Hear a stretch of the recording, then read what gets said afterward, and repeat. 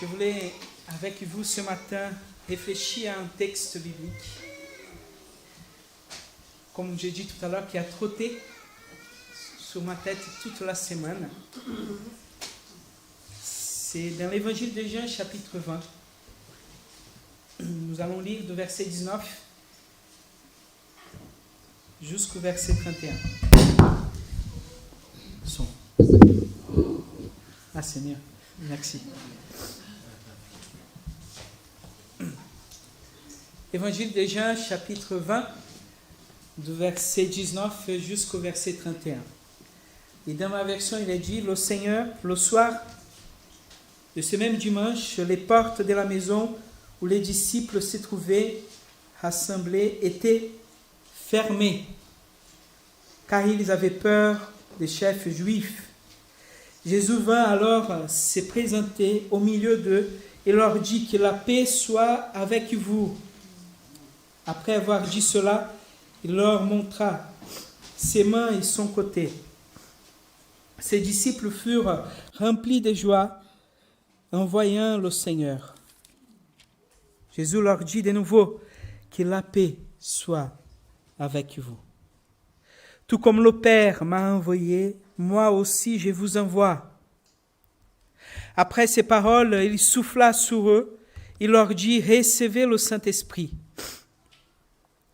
Ceux à qui vous pardonnerez les péchés, ils leur seront pardonnés.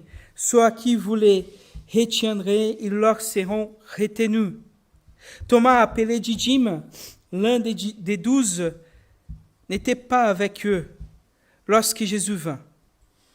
Les autres disciples lui dirent donc, nous avons vu le Seigneur. Mais il leur dit, si je ne vois pas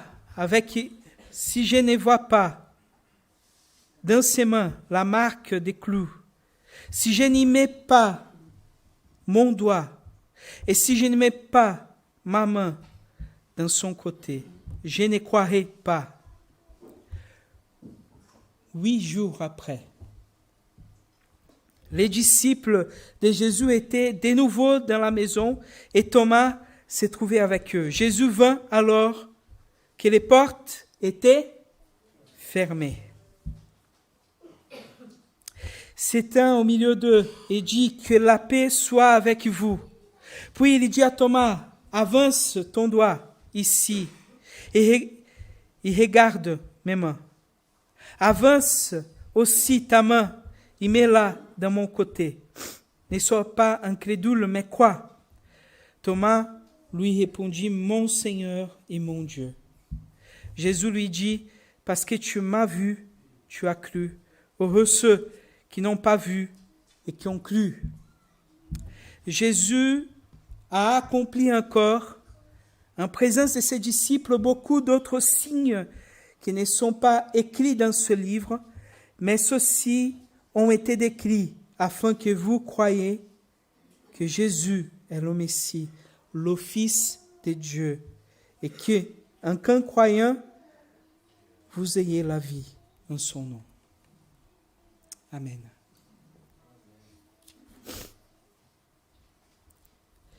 Je ne sais pas combien de fois vous avez lu, combien de fois nous avons critiqué Thomas.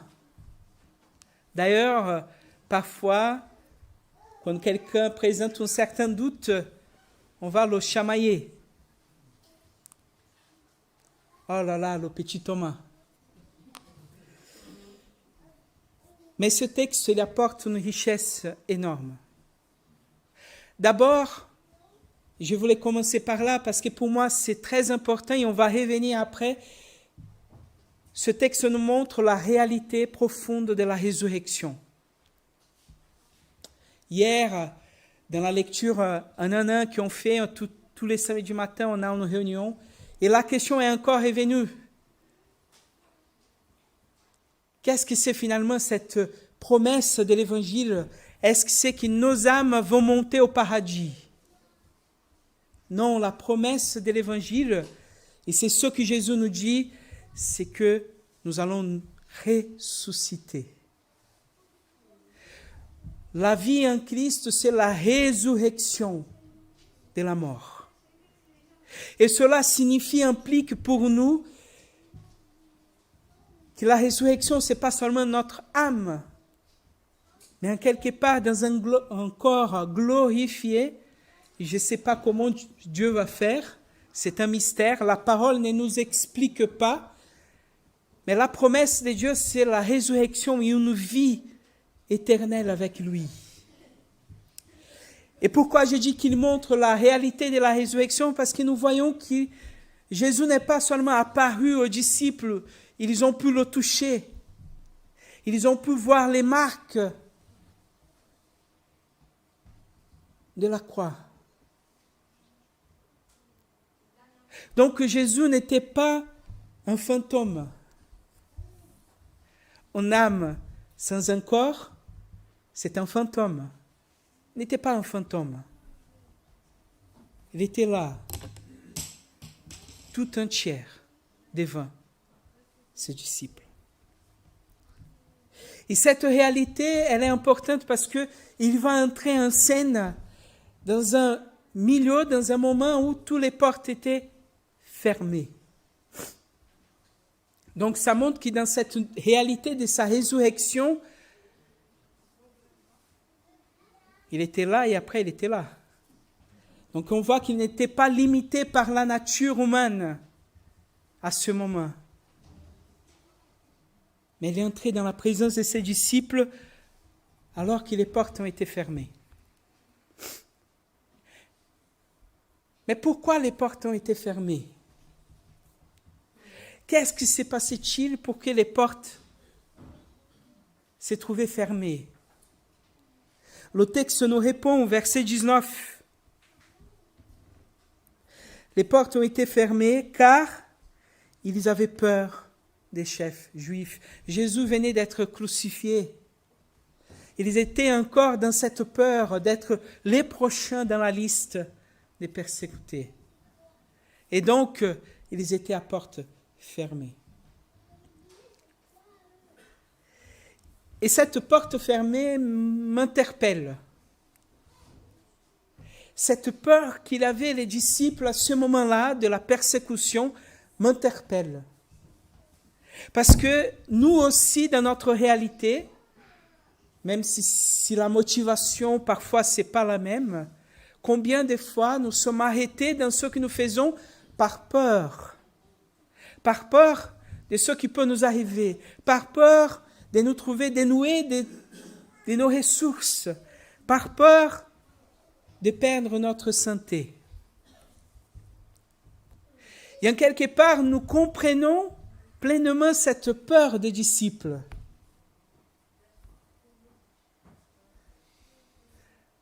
Je me rappelle quand je faisais l'école pastorale.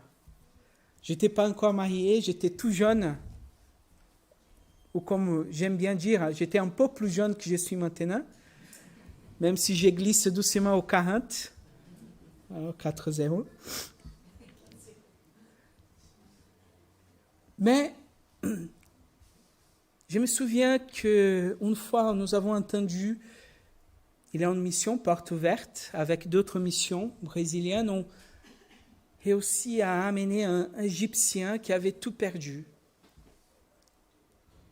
Il avait ici entre les mains les marques parce qu'il mettait un fer qui traversait et venait jusqu'ici pour donner des chocs. Il avait les marques dans sa main. Et je me rappelle de cet homme qui parlait de toute sa conviction en Jésus. Il a perdu sa famille. Il n'avait plus de nouvelles de ses enfants. Et d'ailleurs, un de ses enfants était aussi chrétien. Il n'avait plus de nouvelles. Mais dans son cœur, il y avait cette parole, oui, je ne vais jamais nier Jésus. Il est mon Seigneur. Il est mon Sauveur. Et je me rappelle, c'était ma première année, j'étais touché comme tous les étudiants, je savais tout. Donc j'ai débatté avec tout le monde, voilà, j'avais la bonne théologie. Et je me rappelle quand cet homme a témoigné de ce qu'il avait vécu. Et quand la question a été posée, mais comment nous pouvons prier? Et sa réponse était prier pour que Dieu nous donne force pour résister. Ce n'était pas prier pour qu'on puisse arrêter la persécution, c'est prier pour qu'on puisse avoir la force. Et là, je dis, mais c'est ça que je veux. Allez, je vais aller dans un pays comme ça. Je veux donner ma vie au Seigneur. Je veux mourir pour Christ. La première visite que j'ai faite, il y avait un gros chien. J'ai dit non, je ne vais pas entrer. Ce courage n'a pas duré longtemps.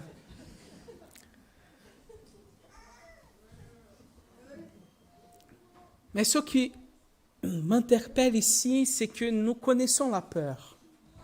Même cet homme qui avait ce courage, cette force de résister à sa peur, il a eu peur.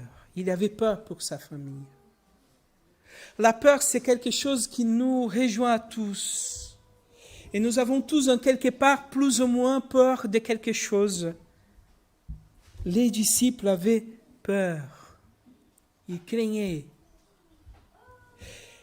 Ce que je trouve beau, c'est que Jésus ne les impulse pas à ouvrir les portes pour entrer. Il ne les force pas à aller vers les chefs juifs. Jésus les rejoint au lieu même de leur peur. Et ça, c'est la première chose que je veux dire. Le ressuscité vient nous rejoindre là où notre peur existe, là où nous sommes, au milieu de nos détresses. Il vient là où nous fermons. Que ce soit de façon littérale ou plutôt symbolique. Là où nous fermons, il vient. Il vient. Et il ne vient pas pour nous laisser là où nous sommes, bien entendu, mais il vient nous rejoindre là où nous sommes, tel que je suis.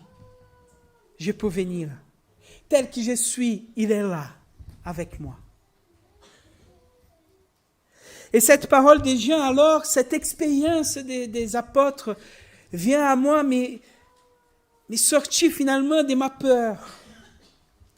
Parce que, frères et sœurs, si dans notre peur, Dieu est là, pourquoi nous avons peur? Je dis ça non pas pour vous culpabiliser, mais s'il vient dans le lieu de notre peur, c'est pas pour y rester dans la peur. Mais regarde sa première parole, que la paix soit avec vous. Et c'est lui-même, un peu avant, à la fin de son discours, dans son dernier discours aux apôtres, c'est lui qui va dire, la paix que je vous donne, c'est pas la paix que le monde vous donne. La paix qu'il parle ici, c'est pas seulement la tranquillité, c'est pas le fait de ne pas avoir peur. Mais la paix qu'il nous parle ici, la paix de Christ, c'est celle qui vient nous rendre à notre juste place. Et quelle est la juste place pour nous? C'est revenir avant la chute. C'est avoir la confiance que nous devrons avoir avant. La paix de Dieu, c'est celle qui nous donne la confiance pour faire face, pour comprendre la réalité. Oui, il y a quelqu'un qui me persécute dans mon travail, dans ma famille, dans mon voisinage. Oui, il y a quelqu'un qui essaye de me faire tomber. Alors, la confiance en Dieu, c'est pas que rien pourra m'arriver. La confiance en Dieu, c'est que cette personne ou cet ennemi, malheureusement, qui est devenu mon ennemi, qui me persécute, il ne peut pas me détruire parce que je suis en lui. La paix de Dieu vient redonner finalement cette confiance. Et à partir de cette confiance, à partir de cette réalité, de ce sens dans lequel j'ai à partir de Dieu, parce que nous sommes maintenant enfants de Dieu, fils de Dieu très haut. Cette confiance, cette réalité me permet alors de regardez la réalité autrement.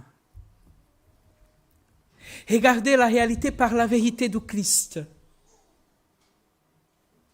Par la vérité de ce que nous sommes en Christ.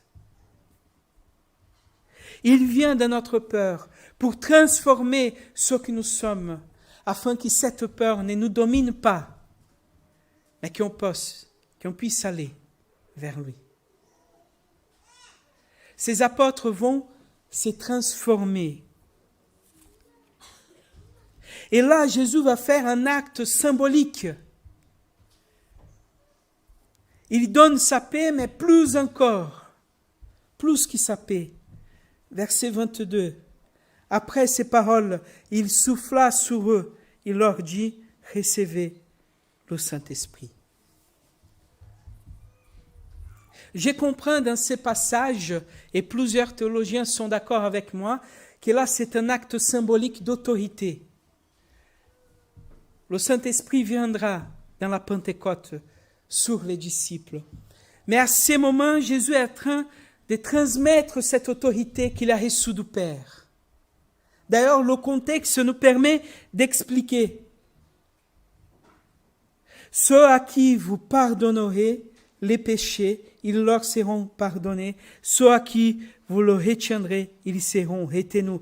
L'autorité de Christ est posée sur ses disciples. Ici, Jésus est en train de parler, le même esprit qui m'a accompagné, maintenant je vous donne. Et allez-y, parlez de moi, prêchez, ayez l'autorité. Il nous a donné l'autorité. Et cette autorité se présente sous la forme de Dieu lui-même dans notre cœur. Le Saint-Esprit, c'est Dieu lui-même qui habite en nous. Et Éphésiens, chapitre 1, verset 13, va même plus loin parce qu'il va nous dire que le Saint-Esprit est le sceau. Le sceau. Je ne sais pas bien prononcer. Sceau. Sceau. J'essaie, hein? C'est la marque de Dieu. C'est la garantie que nous allons recevoir la promesse de la résurrection, comme le Christ a été ressuscité. Donc, le Saint-Esprit, cette marque dans notre cœur, il est là, mais il nous donne aussi l'autorité du Christ. Prions avec cette autorité. Osons dans cette autorité.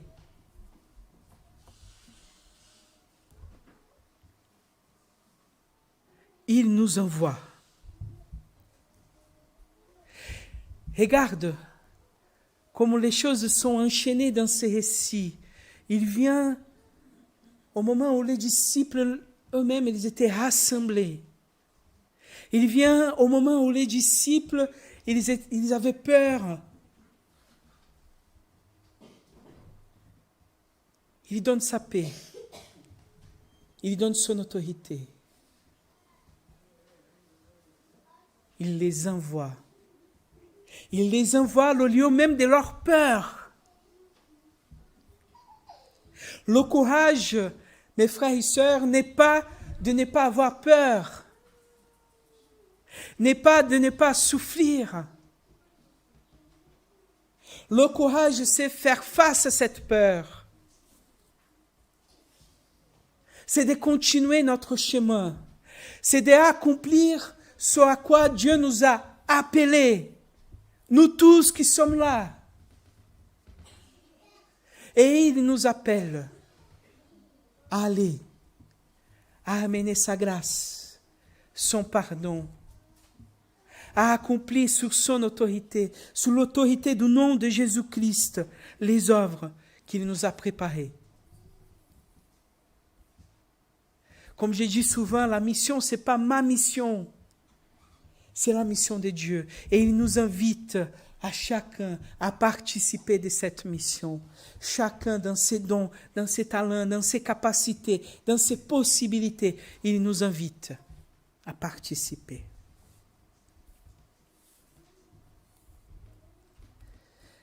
Ce que je trouve intéressant, c'est que nous avons un petit canard à côté. Thomas. Thomas n'était pas avec les disciples.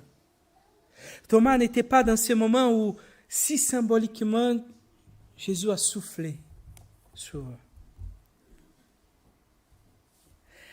Mais ce que je trouve intéressant, c'est qu'il va préciser dans le verset 28, 8 jours après. 8 jours après, ils étaient rassemblés. Alors vous savez que dans la parole de Dieu, il y a un symbolique dans les nombres. Le nombre 7, c'est le nombre de la perfection. Le 8 a cette compréhension de radicalement parfait, de radicalement nouveau.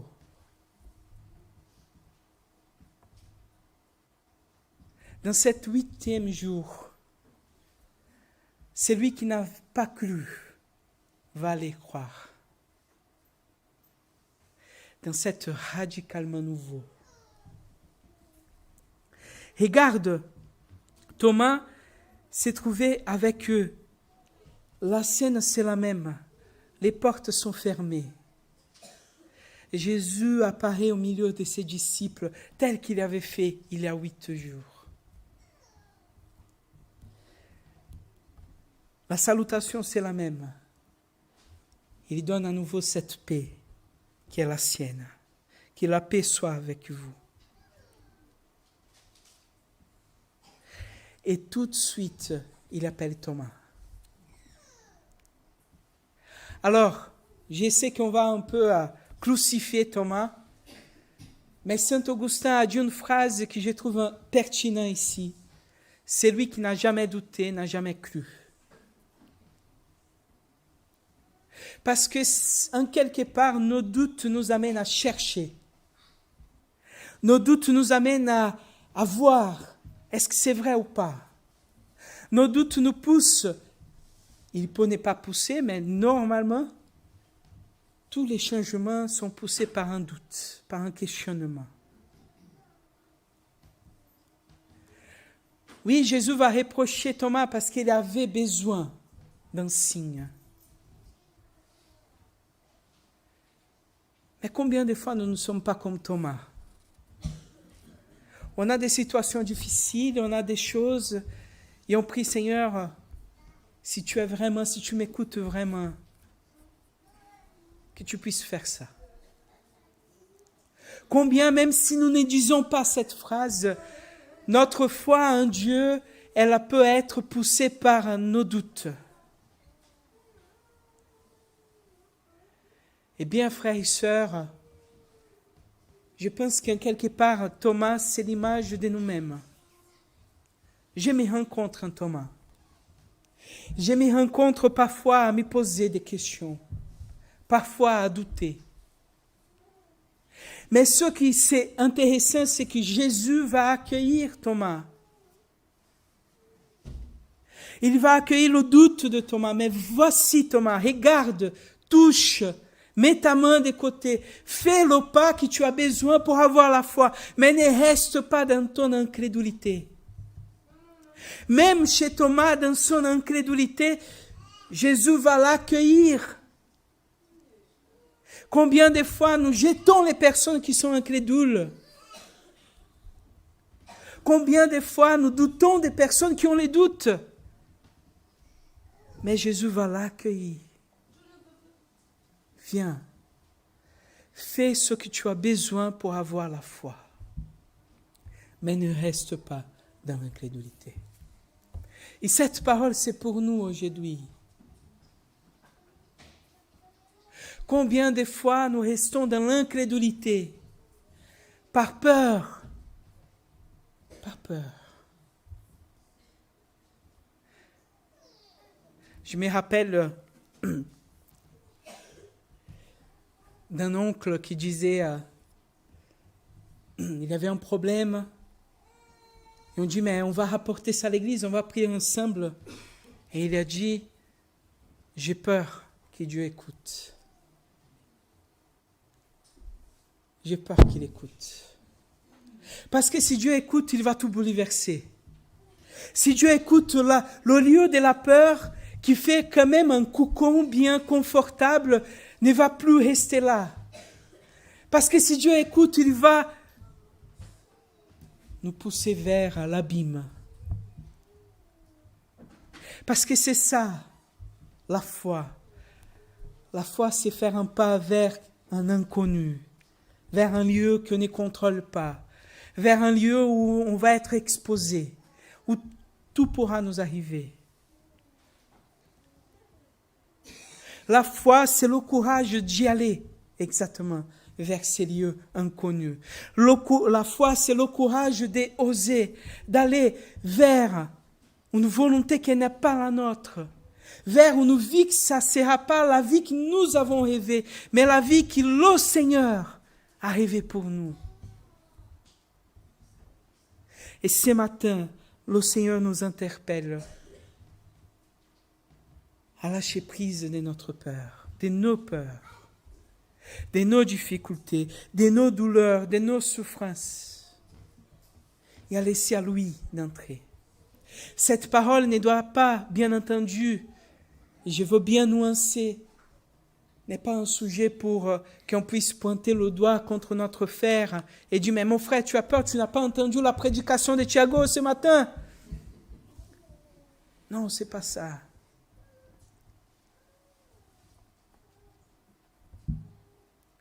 Dieu ne nous interpelle pas. Notre mission n'est pas changer les cœurs. Notre mission est proclamer l'Évangile, est témoigner, est montrer par notre vie. Mais c'est le Saint-Esprit qui change les cœurs. Il y a des gens qui ont peur, il y a des personnes qui ont besoin d'attendre, qui ne sont pas prêtes. Ce n'est pas grave. Parce que le Christ que nous voyons dans ce récit, c'est le Christ qui nous regarde, qui est là, dans notre peur. Et pour certains, en entendant cette parole, tout de suite, on y va, on lâche et on part. Pour d'autres, comme Thomas, vont avoir besoin de dire, mais Seigneur, j'ai besoin que toi, tu me montres. J'ai besoin de voir, j'ai besoin de toucher. Mais le message, il est le même, que ce soit pour les Thomas ou pour les disciples qui ont tout de suite cru. Quelle que soit notre position, le Christ est là pour nous donner, pour nous aider, pour nous conduire à cette foi. Et pour nous qui ne sommes pas là avec les disciples, pour nous qui n'avons pas eu ces privilèges en quelque part de toucher, de voir ces miracles, il nous donne une béatitude. Heureux ceux qui n'ont pas vu et qui ont cru. C'est intéressant parce que dans l'évangile de Jean, le miracle, l'action de Dieu est un signe. Dans l'évangile de Jean, le signe est là pour qu'on puisse croire. Mais en quelque part, Jésus nous dit, mais heureux c'est lui et ceux qui croient sans le signe, sans le voir.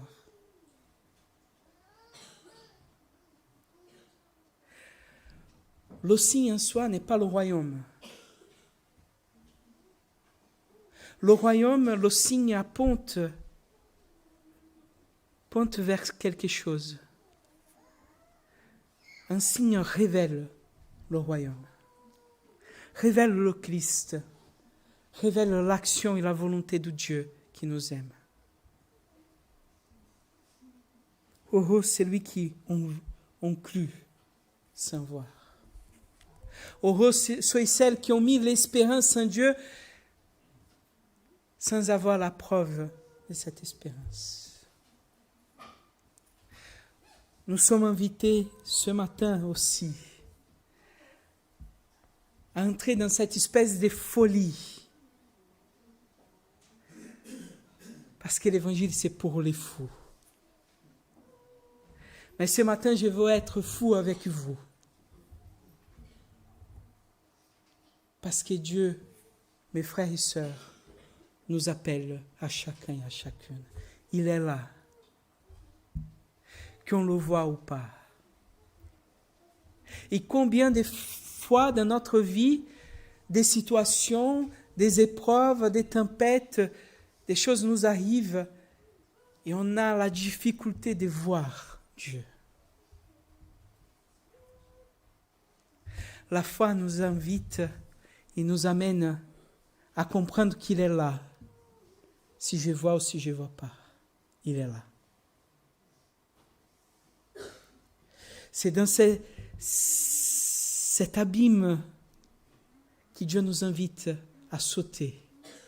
Dans cette conviction où il est là, qui je vois ou qui je ne vois pas, il est là. Qui je vois ou qui je ne vois pas, ses promesses sont là. Qui je vois ou qui je ne vois pas, sa promesse, l'espérance de la gloire en Dieu est là. C'est par la foi que je vous dis ce matin, je nous vois tous dans ces royaumes divins. Parce que sa promesse est là.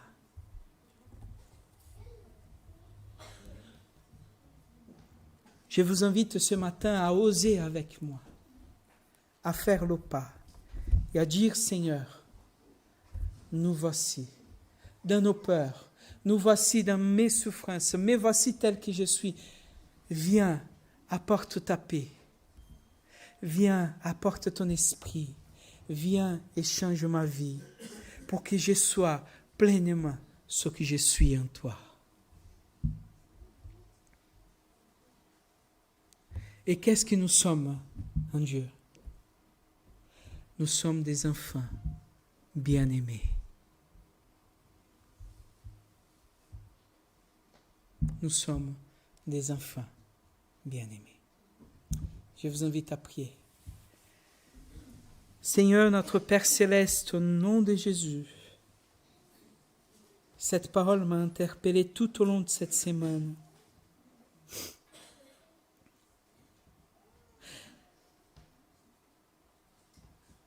Père, nous avons besoin de toi. Ta présence change tout. Aide-nous, Seigneur, et viens au lieu même de notre peur. Viens, Seigneur, apporte ta présence. Viens, Père, apporte ta paix. Viens, Seigneur, et apporte toute cette réalité nouvelle que tu nous as promis. Mais aide-nous, Seigneur, à te regarder. Aide-nous, Seigneur, à te faire confiance. Aide-nous, Seigneur, à marcher, même quand nous ne te voyons pas. Même quand la peur nous envahit. Aide-nous, Seigneur. Et que nous puissions manifester ce courage de continuer et de marcher en toi à tous les moments de notre vie. Nous te prions, Père céleste, au nom de Jésus. Amen.